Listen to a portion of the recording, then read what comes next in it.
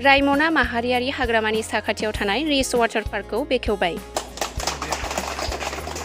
गोबाव सम रायजो राजाफ्रा रंजानो हास्थायनानै थानाय क'क्राझार जिल्लानि सिङाव थानाय रायमना माहारियारि हाग्रामानि साखाथियाव थानाय रिच वाटार पार्कखौ दिनै एमएलए जिरन बसुमतारीनि आखाइजों रिबन हास'नानै बेखेवना लाबाय।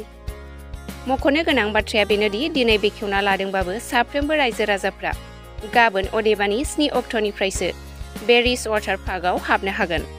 लोगोसे बेयाव हाबनो थाखाय 300 रांनि टिकेट दाननो गोनां जागोन। बैसोआव गेदेर सुबुंफोरा आरो उन्दैसाफोरनि थाखाय फ्रि खालामनाय जादों। बेयाव दैयाव दुगैनाय गेलेनायजों लोगोसे गोबां रोखोमनि जाग्रा लोंग्राबो जानो लोंनो मोनगोन बेयाव बेसेनावनो। दैयाव दुगैनाय गेलेनायजों लोगोसे गोबां रोखोमनि जाग्रा लोंग्राबो जानो लोंनो मोनगोन बाङाय बेसेनावनो।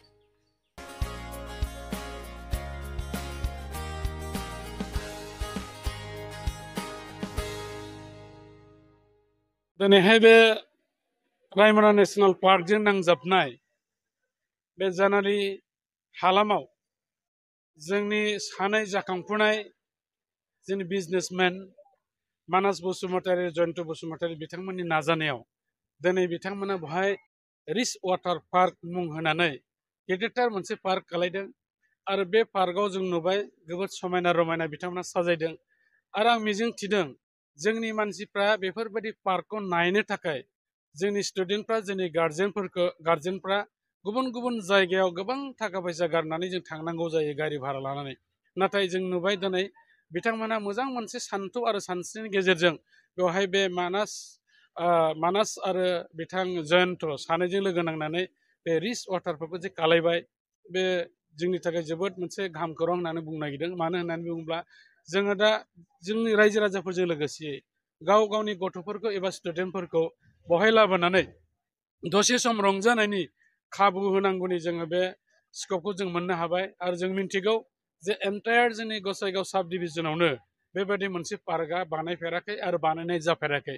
बेनिखायनो बे पार्कआ खालिबोल' बिथांमोननि बानायनायनि थाखाय नामजादा बे जानाय नङा, जोंनि थाखाय जोबोद मोनसे हंखा संनाय जासिगोन। बेनिखायनो आं खावलायगोन जोंनि खालि बे ओनसोलनि थाखायल' नङा, खालि गसाइगाव साब डिभिजननि थाखायल' नङा, गुबुन गुबुन जायगानिफ्राय जाहाथे मानसि बिथांमोना दावबायनो बाव फैयो। रायमना नेशनेल पार्कआव फैयोबा बिथांमोना नैबे रिच वाटार पार्कआव जाहाथे हाबनो दाबावथों। मानोना बे जोबोद मोजां मोनसे समायना नुथायखौ बिथांमोना नुलांगोन। आरो जोङो नुदों जे रायमना नेशनेल पार्क जाखांनायनि उनाव बेवहाय जोंनि हादोर सिंनिल' नङा, बेवहाय बायजो हादोरनि गोबांफोर दावबायारि बिथांमोनहा बोसोरे बोसोरे फैयो। दा बिथांमोनाबो बेखौनो फिल खालामदोंमोन जे बेयाव फैनानै रंजानाय एसे रेस्ट लानाय रोखोमै माबाफोर जायगाफोर दं नामा। बै समाव नाथाय बेफोरबायदि जायगाखौ नुनो हायाखैमोन, मोननो हायाखैमोन। नाथाय दिनै बायजो हादोरनिफ्राय जाय दावबायारि बिथांमोना फैगोन बिथांमोनाबो बाव दान्दिसे सम बिथांमोना बेवहाय जिरायनायजों लोगोसे बाव रेस्टुरेन्ट दं, जानाय थानायजों लोगोसे बहायबो बायदिसिना बायदि मैया टाइपनि खेला एबा गेलेनायखौ बिथांमोना गेलेनो मोनगोन। बेनिखायनो आङो मिजिंथिबाय बिथांमोननि बे हाबाया जोंनि ओनसोलनि थाखाय मोनसे मोजांथार हाबाफारि जाबाय। आरो बिथांमोना जेरैबायदि थांखि लानानै बेखौ खालायदों इन फिउचाराव आरोबाव साबसिनथारै बिथांमोना खालायनो नाजागोन होननानै जोंनो फोरमायदों।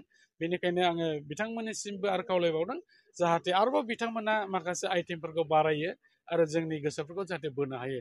आरो दिनैनि जे गुबै हाबाफारि बे गुबै हाबाफारिया बिथांमोना बे नेशनेल पार्कनि साखाथियावनो रिच वाटार पार्कखौ बेखेवनायनि बे मोजांथार मोनसे हाबाफारिमोन।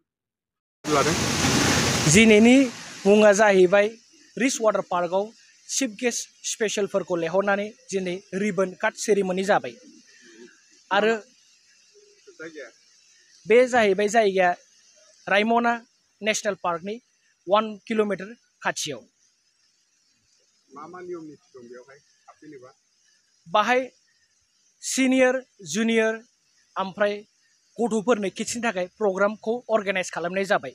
बाहाय बिराद रोखोमनि बाहाय एक्टिभिटिस दं।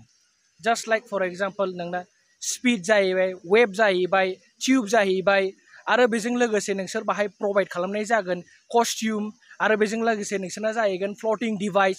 नोंसोर बाहाय फैनानै जानोबो हागोन, मकटेल जुसबो दङ। So' it's very wonderful moment for all the people in Bodoland and in all world to just visit our rich water park. बाहाय फिसआ जाहैगोन नोंना एडाल्टफोरनि थाखाय 300 एन्ड किड्सनि थाखाय फ्रि। रायजो राजाफोरनो मा मेसेज हरगोन? आं रायजो राजाफोरनो बे मेसेज फरवार्ड खालामनो सानगोन दे बे जायगायाव खनसे फै, feel the thrill, feel the excitement, and I definitely say you guys people that like you'll have a good memories forever. रायजो राजाफ्रा गाबोन फैनो हागोन ना? रायजो राजाफोरा गाबोननिफ्राय ओपन जागोन आरो most welcome टिकेट सिस्टेमलि बयखौबो वेलकाम बरायनाय जागोन। टाइमा 11 AM ओमफ्राय क्लोजिंआ 6 PM।